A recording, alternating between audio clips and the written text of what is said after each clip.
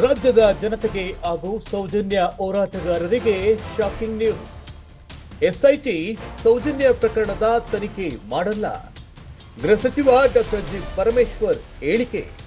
ಧರ್ಮಸ್ಥಳದ ಸುತ್ತಮುತ್ತ ಹಲವು ಶವಗಳನ್ನ ಊತಿರುವುದಾಗಿ ವ್ಯಕ್ತಿಯೊಬ್ಬರು ನ್ಯಾಯಾಲಯದಲ್ಲಿ ಹೇಳಿಕೆ ದಾಖಲಿಸಿದ್ದು, ಆ ಪ್ರಕರಣಕ್ಕೆ ಮಾತ್ರ ಎಸ್ಐಟಿ ತನಿಖೆ. ಪೊಲೀಸ್ ಮಹಾನಿರ್ದೇಶಕರಾದ ಡಾಕ್ಟರ್ ಪ್ರಣವ್ ಮೊಹಂತಿರವರ ನೇತೃತ್ವದಲ್ಲಿ ಉನ್ನತ ಮಟ್ಟದ ತನಿಖೆ.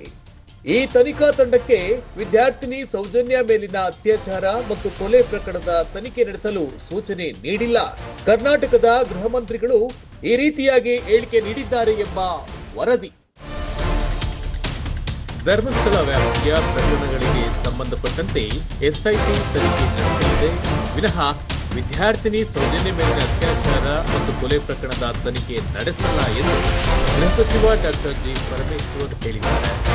ಭಾನುವಾರ ನಗರದಲ್ಲಿ ಸುದ್ದಿಗಾರರೊಂದಿಗೆ ಮಾತನಾಡಿದ ಅವರು, ಧರ್ಮಸ್ಥಳದ ಸುತ್ತಮುತ್ತ ಹಲವು ಶವಗಳನ್ನ ಊತಿರುವುದಾಗಿ ವ್ಯಕ್ತಿಯೊಬ್ಬರು ನ್ಯಾಯಾಲಯದಲ್ಲಿ ಹೇಳಿಕೆಯನ್ನ ದಾಖಲು ಮಾಡಿದ್ದಾರೆ. ಈ ಸಂಬಂಧ ಸಮಗ್ರ ತನಿಖೆಗಾಗಿ ಆಂತರಿಕ ಭದ್ರತಾ ವಿಭಾಗದ ಪೊಲೀಸ್ ಮಹಾನಿರ್ದೇಶಕ ಡಾಕ್ಟರ್ ಪ್ರಣವ್ ಮೊಹಂತಿರವರ ನೇತೃತ್ವದಲ್ಲಿ 4 ಐಪಿಎಸ್ ಅಧಿಕಾರಿಗಳನ್ನ ಒಳಗೊಂಡಂತೆ ಎಸ್ಐಟಿ ರಚನೆ ಮಾಡಲಾಗಿದೆ ಎಂದು ಹೇಳಿದರು. ರಾಜ್ಯ ಸರ್ಕಾರ ಯಾರ ಒತ್ತಡಕ್ಕೂ ಮಣಿದಿಲ್ಲ, ಮಣಿಯುವುದೂ ಇಲ್ಲ. ಈ ಹಿಂದೆಯೂ ನಾವು ಉನ್ನತ ಮಟ್ಟದ ತನಿಖೆ ಮಾಡುತ್ತೇವೆ ಎಂದು ಹೇಳಿದ್ದೆವು. ಅದರಂತೆ ಎಸ್ಐಟಿ ರಚನೆ ಮಾಡಲಾಗಿದೆ. ಆದರೆ ಈ ತನಿಖಾ ತಂಡಕ್ಕೆ ವಿದ್ಯಾರ್ಥಿನಿ ಸೌಜನ್ಯ ಮೇಲಿನ ಅತ್ಯಾಚಾರ ಮತ್ತು ಕೊಲೆ ಪ್ರಕರಣದ ತನಿಖೆ ನಡೆಸಲು ಸೂಚನೆಯನ್ನ ಸರ್ಕಾರ ನೀಡಿಲ್ಲ ಎಂದು ಹೇಳಿದ್ದಾರೆ.